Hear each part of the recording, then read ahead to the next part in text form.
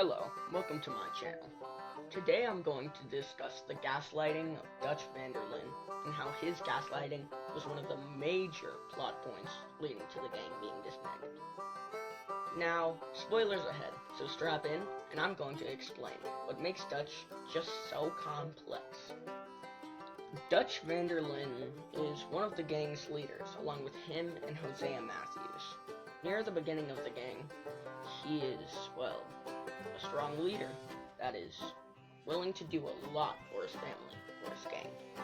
Now, it would seem like a strange switch up from a strong leader to leaving Arthur Morgan to die on that mountain range, but that's the thing. His character is so complex, and to further support that statement, in the end of the epilogue, he shoots down Micah, showing he still has that little bit of heart in him. And one final explanation of this is how in Red Dead Redemption 1, he just shoots himself after being hunted down by John because of Edgar Ross. Well, there's way more things I wish I could say about this man, but that's way too much to fit into this. So, consider subscribing for more, and see ya! But back to Red Dead Redemption 2, a thing that you can notice is one of his main pushing points is the death of Hosea Matthews. Hosea was like his brother. He was just very, very, very intelligent, and he really was one of the main things keeping the gang together. But with him gone, Dutch started to lose his mind, and while everyone, especially Arthur and John, were trying to keep him from being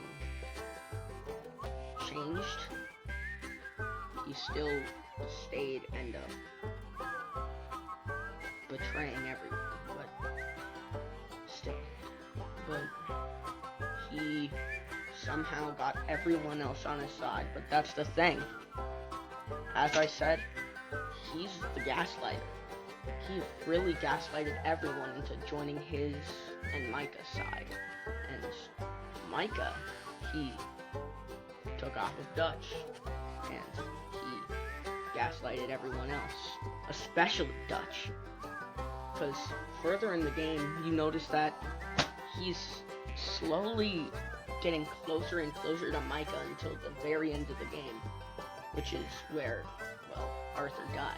And then even in the epilogue, they go together to get the money, and John almost ends up being killed by Micah in cold blood.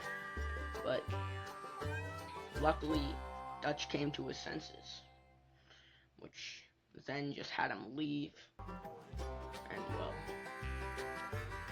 he would have been completely fine if he just didn't stay on that gang line. Now, this video is just to say how Dutch is a complex character, but I still do believe that Dutch is kind of a villain. Like, haven't you guys noticed how he's like a hero, but there's no hero that would end up doing that to his own brother. Arthur was like his son figure. He was his brother, his gang brother. But for some reason, he just left him to die there on that mountain. But there's way more things I could say about Dutch and Red Dead Redemption 1 and 2, but I have way too much already to fit in this video, so please consider subscribing for more, and see ya!